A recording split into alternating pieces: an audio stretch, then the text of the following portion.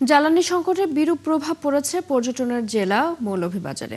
এই সময় অন্যান্য বছরগুলোতে ব্যাপক পর্যটক থাকলেও এবার ভিন্ন চিত্র।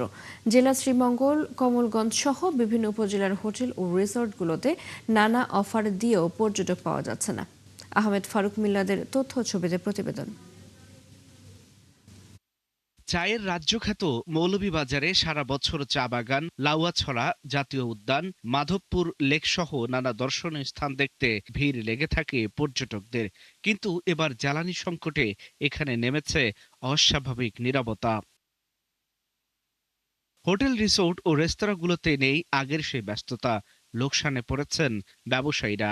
যারা বাইক নিয়ে আসেন বা অকটেন চালিত গাড়ি নিয়ে আসেন, নিজস্ব ট্রান্সপোর্ট, তো অনেকেই বলতেছেন যে পর্যাপ্ত ফুয়েল পাচ্ছেন না। জেনারেটর চালানোর জন্য আমাদের যে অকটেনটা ব্যবহার করি সেটা বোতলজাত করা হয় না, বোতলে সরবরাহ পাই না আমরা। সেজন্য আমরা পর্যাপ্ত তেল না পাওয়ার কারণে, জ্বালানি না পাওয়ার কারণে আমরা আমাদের ব্যাকআপটা জেনারেটর চালিয়ে দিতে পারি না।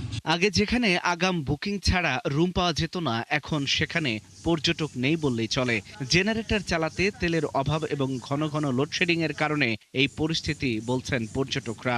আমাদের অকুপেন্সি 20% বা 30%-এর নিচে কমে আসছে, যেখানে এর আগে আমাদের উইকেন্ড রেসে আপনার অকুপেন্সি থাকতো 90%, 95%। দেশব্যাপী চলমান তেল সংকটের প্রভাব পড়েছে পর্যটন খাতেও, ফলে শ্রীমঙ্গলের যে পর্যটকের যে সংখ্যা অনেকটাই কমে গেছে। আর পর্যটন সংশ্লিষ্টরা বলছেন অনেক পর্যটক ভ্রমণ পরিকল্পনা বাতিল করেছেন। আমাদের এখানে পর্যটক যারা আসেন তারা বেশিরভাগই বাইকার, মোটর বাইক নিয়ে আসেন।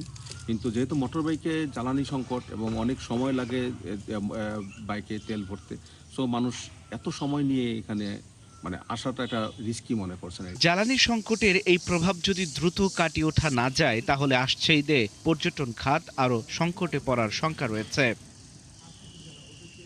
আল ইমরান, ৭১।